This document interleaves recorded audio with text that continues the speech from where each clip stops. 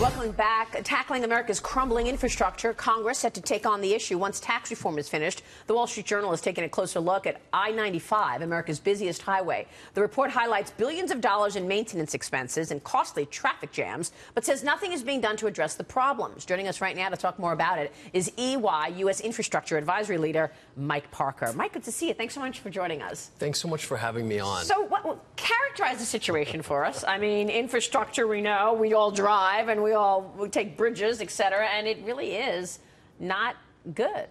So look, this is our turn to be good stewards. I think if you step back, prior generations made incredible investments in infrastructure from public and private perspectives, the Transcontinental Railroad, the New York City subways, the interstate highway system. And we've got a significant lead over other countries because of that. But we've been declining. We haven't been reinvesting, we haven't been rebuilding, and we haven't been reimagining what our infrastructure can be. Is part of the problem, because I've pointed to this, is people want better infrastructure. They want infrastructure improvements, but they don't want to be the ones to pay for it through increased gasoline taxes.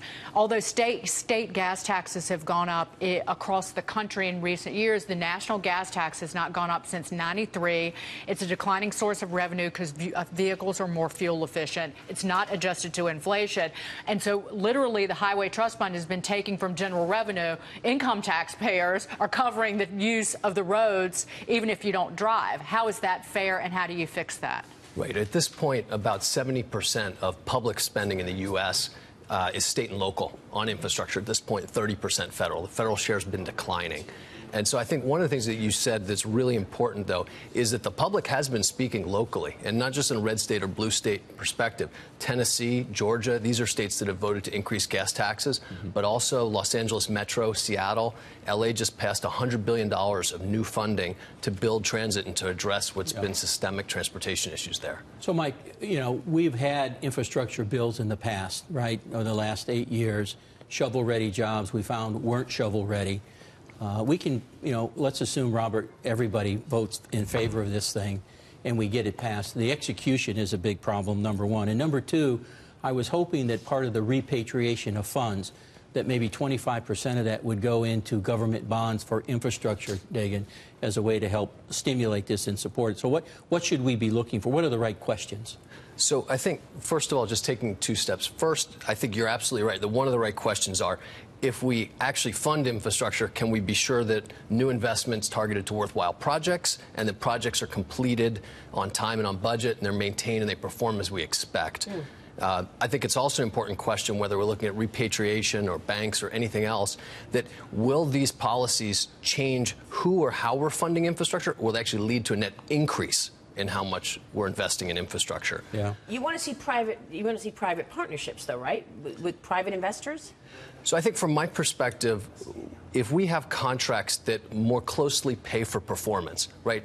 If I'm buying power, would I like to buy would I like to sponsor, would I rather like a kilowatt of energy or would I like to tell you how to build a power plant? And too often we're telling people how to build something instead of just saying what we want and paying for performance. Just 2 comments, because I'm fully supportive of everything you've said. One, the private sector would love to plow money into this, so it's not just government funded. There is an immense amount of private money. You tried to start an infrastructure bank. I've testified in front of the Senate. I've written policy. I know you have. It's gotten nowhere. The second thing is, a few years ago, everyone was supportive of this thing called Dig One. When you're putting fiber in the street, actually fix the street at the same time. Yes. And the idea that we could not get that passed tells you something's wrong. Yeah. You know, Mike, Georgia was a perfect example where we had the collapse on a major highway.